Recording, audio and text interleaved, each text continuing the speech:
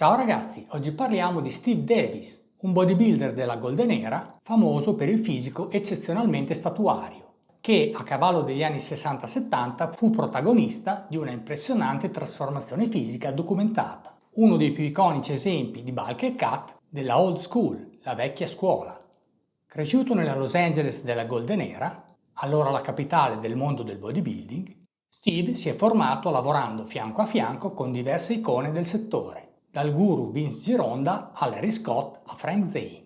Studente della scuola di Gironda, Steve ha abbracciato la filosofia del bodybuilding artistico e ha forgiato un fisico simmetrico, definito e statuario, privilegiando l'armonia delle linee piuttosto che concentrarsi sullo sviluppare masse muscolari esasperate e, grazie anche ad una base genetica favorevole, ha costruito ottime proporzioni e definizioni, con linee simili a quelle del mitico Frank Zane.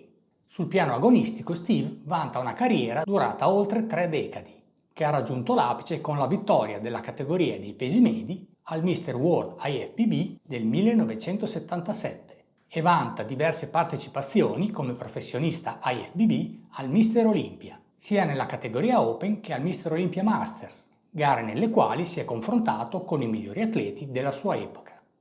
Seppure senza mai vincere titoli sul circuito pro, Steve è comunque diventato un atleta iconico e ha trovato ampio spazio sulle copertine delle riviste di settore grazie al fisico statuario, che ne ha fatto un ottimo modello per presentare il bodybuilding al grande pubblico. Personaggio eclettico, oltre ad essere un atleta, Steve ha svolto diverse attività. È stato insegnante scolastico, proprietario di palestre, attore e ancora autore, promotore e divulgatore dello stile di vita fitness attraverso la pubblicazione di diversi libri e articoli apparsi sulle riviste del settore. In campo cinematografico lo ricordiamo per la partecipazione in alcune pellicole minori quali I Magnifici Sette nello spazio del 1980 e lo sfortunato film Sagan del 1977, nel quale recitò al fianco di Frank Zane. Lasciata la carriera agonistica, Davis è rimasto vicino al mondo del fitness in veste di autore ed allenatore. Inoltre ha svolto attività nell'industria dell'intrattenimento. Oggi, superati i 70 anni, Steve continua ad allenarsi e a mantenersi in forma e a ispirare gli appassionati come modello di riferimento dei benefici dello stile di vita fitness ben interpretato. In questo video ne ripercorriamo brevemente la storia e la carriera agonistica. Enjoy! Steve Davis nasce sul finire degli anni 40 in California. Madre danese e padre stuntman a Hollywood, Steve cresce nella zona di Los Angeles. Sin da bambino è atletico e sportivo. A scuola pratica il football e il baseball e sin dai 12 anni comincia ad allenarsi con i pesi nel garage di casa sua. Nel 1965, a 16 anni, convince il padre a pagargli l'iscrizione alla palestra del mitico Vince Gironda e Vince diventa il suo mentore, il suo maestro di bodybuilding. Da Vince Steve apprende la filosofia del bodybuilding artistico, la cura nell'esecuzione dei movimenti, la necessità di sentire lavorare i muscoli durante l'esercizio piuttosto che focalizzarsi solo sul sollevare pesi e l'importanza dell'alimentazione per sviluppare un fisico di qualità, scolpito e cesellato. Gironda nota subito l'ottima genetica di Steve. Davis ricorda che durante uno dei loro primi incontri Vince ebbe a dirgli: «Se avessi avuto la tua struttura fisica, adesso sarai famoso».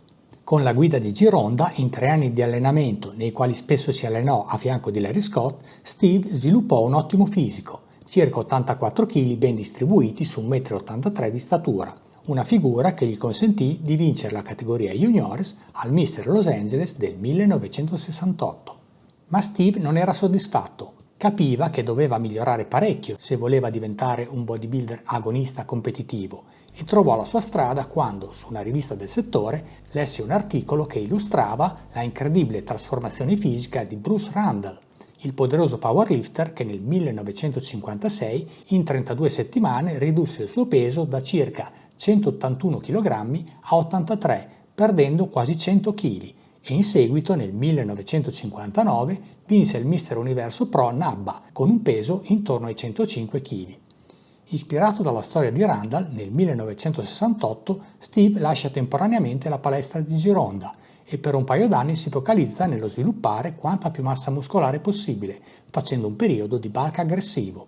allenandosi in stile powerlifting con carichi elevati e mangiando tante calorie senza troppa attenzione alla qualità degli alimenti, divorando tanta carne, uova, formaggio e latte. Durante questo periodo il suo peso passa dagli 84 kg iniziali a circa 129, un aumento di ben 45 kg. Non tutti muscoli, ovviamente. A quel peso Steve era molto grosso e forte, ma anche liscio e appannato, sebbene non eccessivamente grasso. Nel 1970 decide che è arrivato il momento di scolpire il suo fisico. Torna nella palestra di Vince e in 9 mesi, allenandosi in stile bodybuilding e seguendo un'alimentazione ad alte proteine, grassi moderati e bassi carboidrati, inizia una fase di cut che lo vede passare dai 129 kg iniziali, massiccio ma liscio, ai circa 90 kg finali, squartato, muscoloso, definito e simmetrico. In una parola, statuario.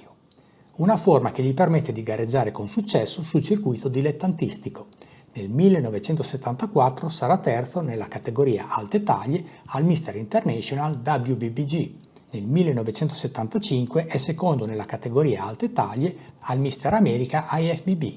Nel 1976 si classifica terzo al Mr. Western America IFBB e infine nel 1977 la consacrazione ad atleta di massimo livello. Si allena insieme a Frank Zane e si piazza terzo al Mr. Universo Pro NABBA dietro a Tony Emmott e Serge Nubret e vince la categoria dei pesi medi al Mr. World IFBB, titolo che gli vale la Pro Card IFBB. È un sogno che si avvera. Dal 1979 al 2002 gareggerà sul circuito Pro IFBB, prendendo parte a numerose competizioni, fra le quali ricordiamo 2 edizioni del Mr. Olympia nel 1979, dove fu decimo nella categoria pesi leggeri, e nel 1981, dove concluse al 14° posto assoluto, e 3 edizioni del Mr. Olympia Masters, rispettivamente nel 1997, quando arrivò nono nella categoria over 40, nel 1999, dove fu 16°, e nel 2002, quando si classificò al 20° posto, gara che sarà anche la sua ultima competizione. Cresciuto nei pressi di Hollywood, Davis si è anche cimentato nel mondo del cinema, prendendo parte ad alcune pellicole minori a sfondo fantascientifico e fantasy. Lo ricordiamo nei film Battle Beyond the Stars del 1980 e The Sword and the Sorcerer del 1982. Terminata la carriera agonistica, Davis è rimasto vicino al mondo del fitness, sia gestendo le sue palestre che in veste di scrittore, giornalista e divulgatore. Ricordiamo i suoi 3 libri Achieving Total Muscularity, Raw Muscularity e Gaining Muscle Mass and Density. Inoltre, davvero appassionato, ha continuato ad allenarsi conservando un'ottima forma. Ancora oggi, superati i 70 anni, Steve continua la sua routine di allenamento e, a dispetto dell'età, conserva una forma fisica invidiabile. All'apice della sua carriera agonistica, Davis si allenava seguendo il metodo ad alto volume e frequenza in voga all'epoca, arrivando a sollecitare specificamente ogni gruppo muscolare anche 3 volte a settimana, ma in tempi più recenti ha riconosciuto che tutto quel volume di allenamento era eccessivo e che il corpo necessita di più tempo per recuperare tra le sessioni. Avendo la possibilità di tornare indietro nel tempo, afferma che con la consapevolezza attuale si allenerebbe meno spesso, con minor volume di lavoro, per permettere al fisico di recuperare meglio tra le sessioni di allenamento. Atleta di grande esperienza nell'ottica di aumentare la massa muscolare, suggerisce di allenarsi 6 giorni a settimana con una split del tipo: lunedì e giovedì petto e schiena, martedì e venerdì spalle, bicipiti, tricipiti e avambracci, mercoledì e sabato quadricipiti, femorali, polpacci e bassa schiena, e ritiene che durante la fase di costruzione muscolare non sia necessario allenare direttamente gli addominali, che ricevono già abbastanza stimolo indiretto da numerosi esercizi. Raccomanda di fare 2 esercizi per gruppo muscolare e di fare per ogni esercizio una serie di riscaldamento seguita da 6 serie di lavoro, eseguite tutte con lo stesso peso, lavorando con carichi elevati che cercheremo di aumentare di settimana in settimana. Riguardo il numero di ripetizioni, per petto, schiena, spalle e braccia, suggerisce di fare 8 ripetizioni per serie e usare ripetizioni più alte, sulle 15, per quadricipiti, femorali, polpacci e bassa schiena. Enfatizza l'importanza di riposare poco fra le serie, fra i 30 e i 45 secondi, e di prendersi 3 minuti di pausa fra gli esercizi. Sul piano alimentare evidenzia l'importanza delle proteine e raccomanda di assumere quotidianamente almeno 2 grammi di proteine per chilogrammo di peso corporeo. All'inizio della sua carriera agonistica, guidato da Vince Gironda e Rio Blair, l'alimentazione pre-gara di Davis consisteva nella classica dieta ad alte proteine, grassi moderati e bassissimi carboidrati, arrivando ad un menù a base di carne ed acqua negli ultimi giorni della preparazione.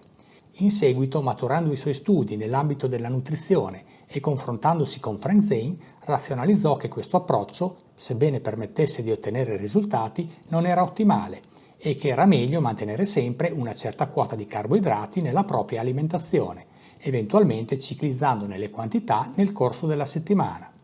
Ricorda che fu proprio Frank Zane a insegnargli la tecnica della ciclizzazione dei carboidrati.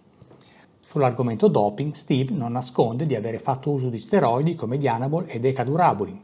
Riguardo i dosaggi, riferisce che assumeva 3 tavolette da 5 mg di Dianabol al giorno e faceva una iniezione di Decadurabolin alla settimana e asserisce che usava questo protocollo tutto l'anno, senza mai staccare. Riassumendo, Steve Davis è stato un bodybuilder iconico della Golden Era, un atleta che, seppur senza vincere titoli professionali, ha lasciato un'impronta duratura nello sport. Ottimo interprete del bodybuilding old school, classico, artistico, che faceva dell'estetica, dell'armonia, della simmetria e della cura dei dettagli una forma d'arte tesa a sviluppare un fisico statuario, con muscolarità e definizione spettacolari, precursore della categoria Classic Physique che oggi riscuote tanto successo di pubblico.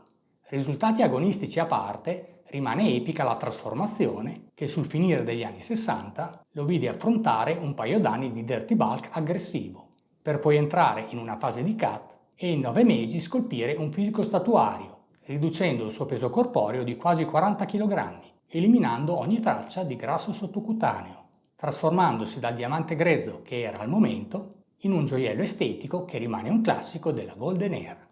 Personaggio onesto e sincero, Steve non racconta favole e non nasconde di avere fatto uso di steroidi anabolizzanti, che di fatto contribuirono ad amplificare i risultati di aumento della massa muscolare che ottenne nel processo sia nella fase di bulk che in quella di cut. Noi lo ricordiamo come un personaggio positivo, uno dei migliori interpreti della fisicità classica, un vero e proprio scultore del proprio corpo. Ciao, alla prossima!